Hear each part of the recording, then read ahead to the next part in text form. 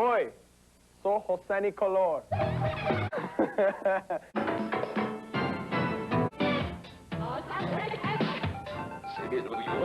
Last time you were here, I mean, actually the first time was for Rock in Rio. I mean, what were your first impressions about the country? I mean, how was that? Well, my first impression of Rock in Rio was? No, but the country, I mean, this? It smelled really funny. Well, because it was, what, it was a week long, right? 10 days long. 10 days long, and people weren't moving to go to the bathroom. Yeah. So we walked out on the stage, and it was like... But could you feel it from the stage? I mean, oh, yeah, man, it was intense. I've never really smelled anything like that before. Do you remember that night? I mean, who else played, with you? Guns N' Roses, Billy Idol. So that was like... That's all I remember. Almost the wildest night, maybe the wildest night. How was the audience? It was huge, wasn't it? Yeah, it was the biggest show we've ever done. Really? It was scary. I couldn't tell how many people were actually in the audience. Did you have a full until I watched Guns N' Roses, because they lit up the crowd. Because I thought it was just people in front of me, but there were people here, here. Snap your fingers.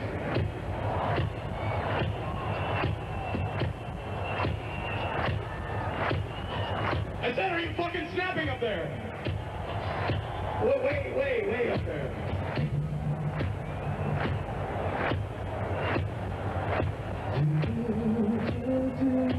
What did you think of Brazil before coming here? What did you know about it? Well, what a lot of people talk about in America is the Amazon, of course. Sure. And how it's just getting destroyed and all that. So if that's, you think Brazil, you think, I'm going to come to Brazil and I'm going to see trees getting knocked over and tractors and people getting pissed off. Mm-hmm. Well, which really didn't happen in Rio, at least. Yeah. That's the way Brazil is portrayed in America. Mm-hmm.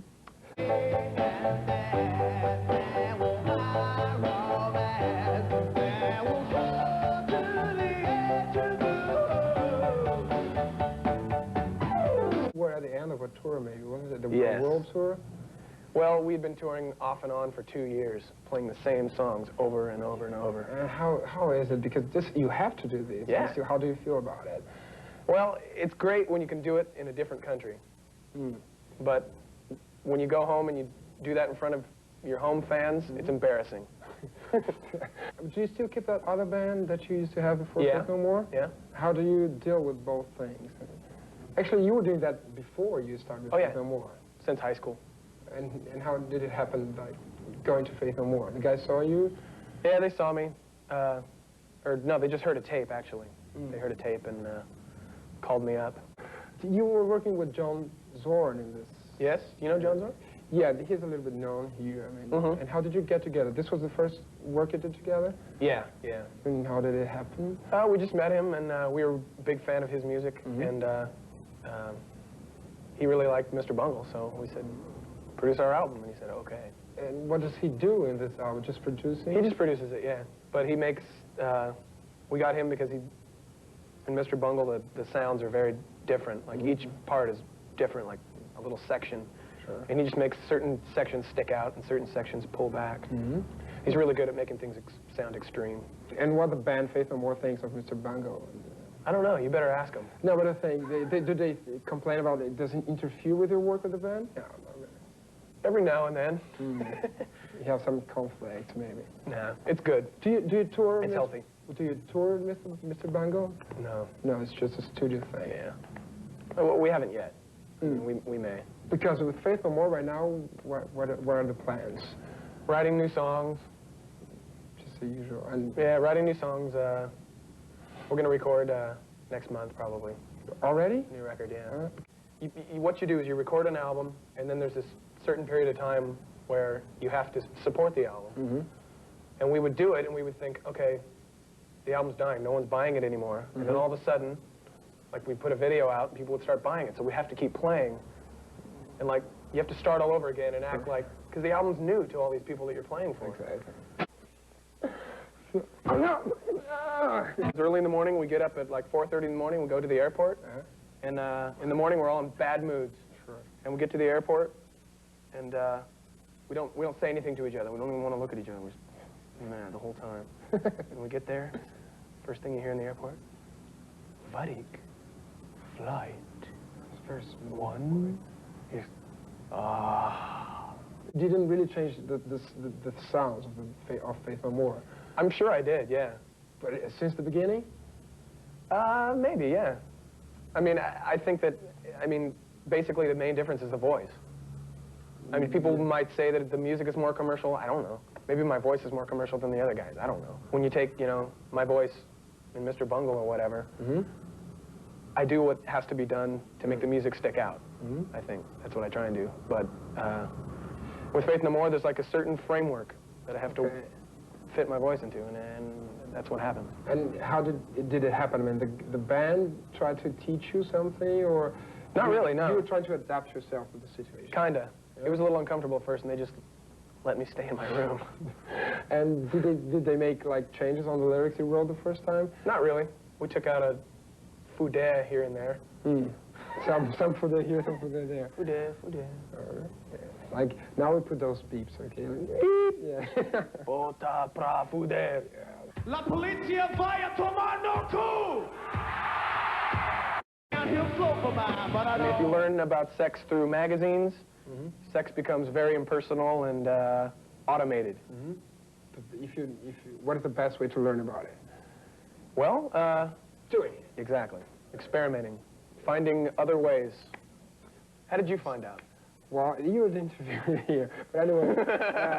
No, I want to know. Okay, it's off the camera then. No.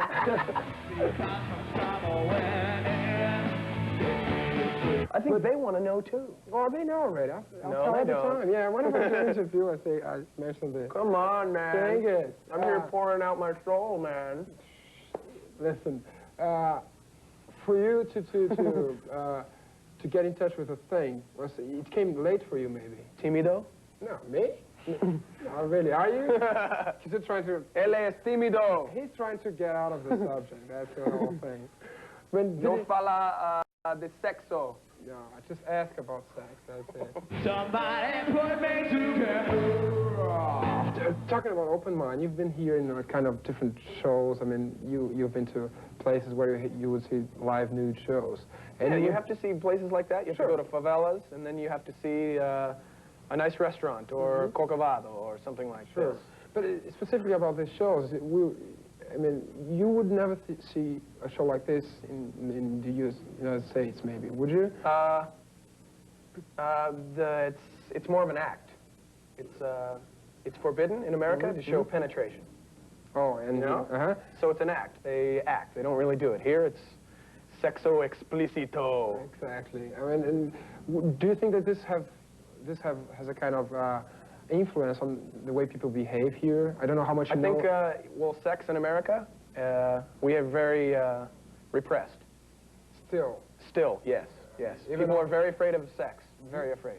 If you were talking about sex with friends, this same situation would happen? Well, there's a period of time where you just start talking about it. And for me, when I was really young, I used to masturbate in front of everyone because I didn't know. My parents didn't tell me it was a bad thing.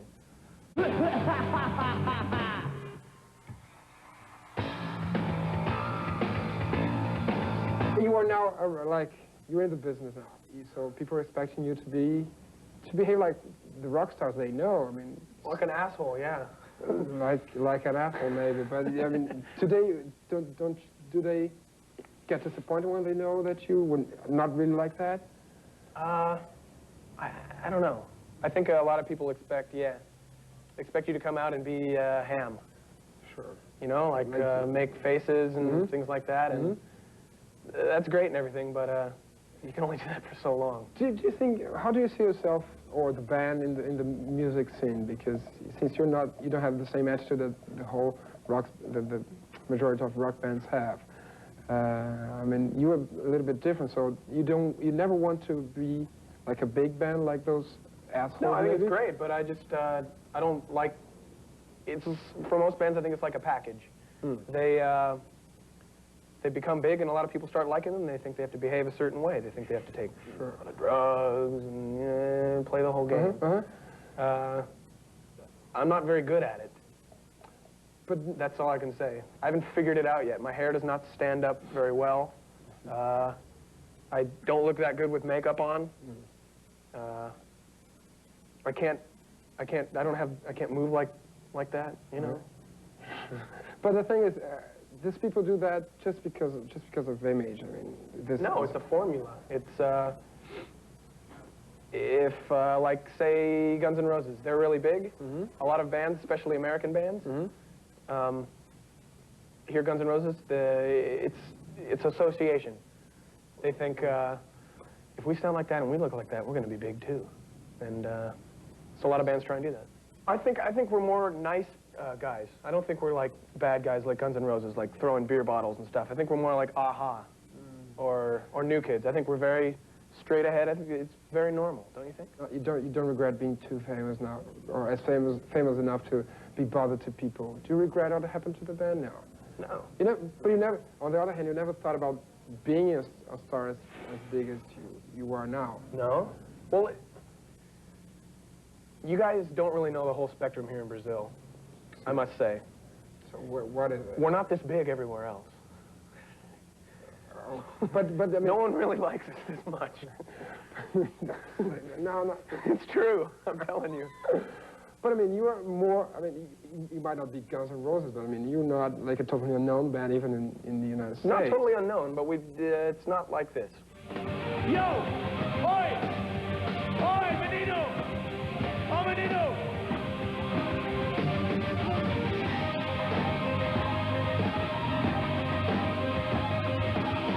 If you're not that big, how much bigger are you there? How good is that?